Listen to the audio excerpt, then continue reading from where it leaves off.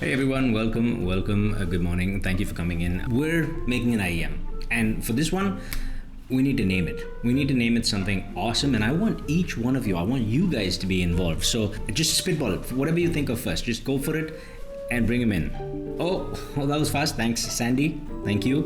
Arman, thank you very much. Thank you very much. Agustin Nunez Roberto, thank you for your suggestion. Okay, we've got a few. Ram, you got something? You got just whatever comes to. Oh, perfect. All right, let's have a look. Let's have a look.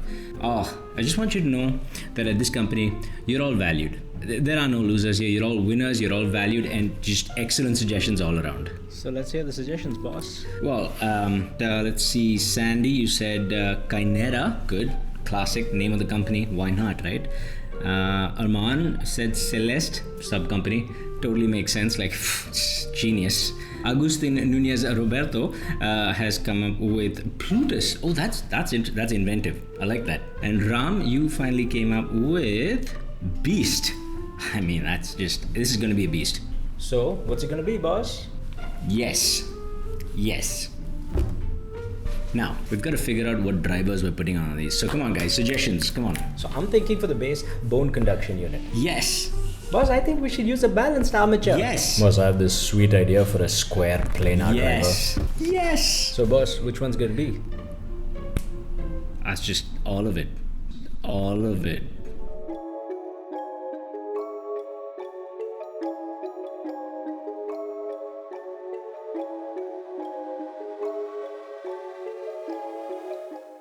This is a review of the Kinera Celeste Plutus Beast. If you know any IEMs with more names in it, comment down below.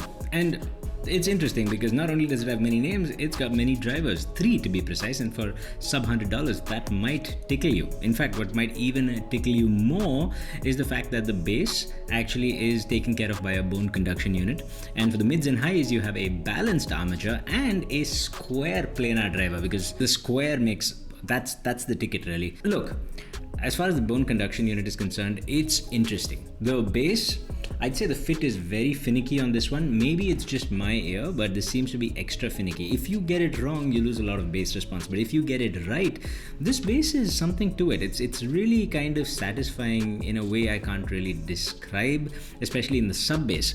That doesn't mean I haven't heard better bass out there. It's just a slightly different quality, and I quite enjoy it. Now for the mids and highs, you've got the balanced armature and the planar driver. And as far as mids are concerned, this is very pushed up around the 2 kilohertz mark, which means that it is kind of shouty. But I find that it's not crazy. Somehow it's curtailed. And overall, I'd say the frequency response, it's quite smooth. It's actually quite smooth. No jagged anything really. Having said that, the big problem with this is that there's no treble. I mean, there is some lower treble, but upper treble is non-existent. It's just black hole. It just falls off. And if you EQ it up there, then you immediately get a difference in detail, a difference in spaciousness and airiness. So they could have done with a little more upper treble here. And for some reason, if it's that square planar driver, it's the biggest waste of a planar driver I've seen. Now, the problem is what that leads to is a very narrow soundstage. So the feeling of space, it's really just ear to ear. There's no extended feeling of space within which you're listening to your music. And I know in IEMs that's not necessarily the case anyway, but in this case, it's worse. And what's more, there's no front, back, up, down. It's just left to right. So imaging does suffer to some degree.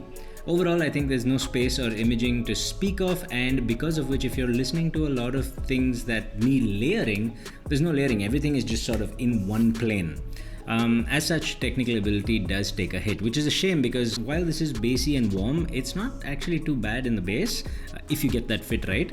And in the mids, okay, it can get a little bit shouty at times, definitely, but it's not too bad. If you want like really forward mids, like a V-shape IEM basically, this might have been a good candidate, but just that lack of upper treble and for some reason a complete compression of soundstage leaves it lacking in technical ability. So I think this is a phenomenal experiment, both in naming as well as driver type, and an experiment it shall remain. It's not a bad IEM if you get it, and if you EQ it, there's some decent chops out there. But for sub $100, a lot of really good options do exist. For example, our next IEM that we'll talk about today, the Zigaat Cinnio. Alright guys, good morning. Okay, it's new IEM day. We've got to come out with something in this sub $100. Let's call it the $99 category, just to make people a little more interested in buying it. What do we got? I'm thinking dynamic driver and a balanced armature. Keep it simple, tune it well. What do you think? Give me your thoughts. Boss, Was that? we just got dropped off 500,000 new BAs. What? Yeah, I don't know. This came in. We ordered like 7. I don't know. It's here now. So we've got a new IEM today, guys. 1 dynamic driver and 4 balanced armatures. Let's make like 100,000 of them. Okay, great. Go.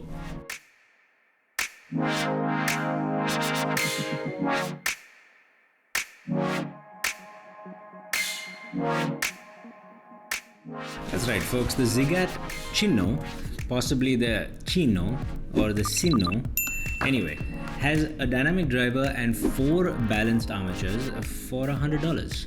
$99. That is a lot of drivers, and you might be tempted by the number of drivers. Don't be, we've been down that road before, everyone. Here's the deal.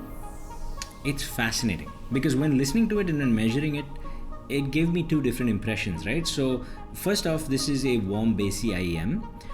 But the bass is reasonable. It's not the last word in detail or anything, but it's not bad. It's not bad at all.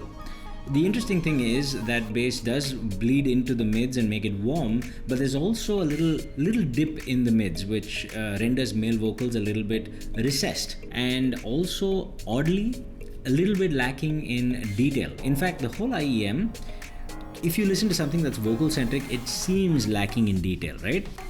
But that changes when you change the type of music, and that's really odd, and normally I would just say that's not really too much of a thing, but in this case it's fascinating. When I listen to movie soundtracks, things like The Dark Knight, which I'm very familiar with, so I always use it for testing, or something like the Blade Runner soundtrack, I found that this thing was phenomenal. So there's a few things to talk about. Number 1 is the detail retrieval for anything other than vocals is pretty darn decent, especially in the upper mids and the treble region. There's a hint of sharpness in the lower treble that comes through on every track now and then, but the bass is reasonably detailed. The mids and highs, when it comes to instrumental stuff, seems reasonably detailed. Just everything in that vocal range, that sort of 1 to 4 kilohertz, just seems a little bit sucked out. Having said that, this thing stages like very few IEMs in the $100 category stages. I'm talking width, I'm talking depth, and I'm talking height. No, it won't go up against something like a $200, $300 IEM. It's not going to go up against the TheAudio Hype 2 or the Kiwi Ears Quintet. But for its price, it's actually really good at staging as well as imaging, like surprisingly good. Like you can hear the quiet parts of the sound and the loud parts of the sound, and when it transitions from one to the other, it's got serious bit of impact. This is a lot of fun and surprisingly capable. I think it's let down by its tuning a little in that vocal range, and also I don't know if this contributes, but unlike most other IEMs, for this IEM, around the 1-2 kilohertz range, while measuring it, I found a bump up in the distortion level. Not audible distortion, but it never works out like this. Most IEMs are pretty flat, pretty low distortion for the most part, right? There's something odd going on around there, and coincidentally perhaps, you can also hear the lack of detail in that range. So I don't know what it is, but it sounds a bit fuzzy around the vocals. Of course, this is not helped by the fact that it's also a warm sounding IEM.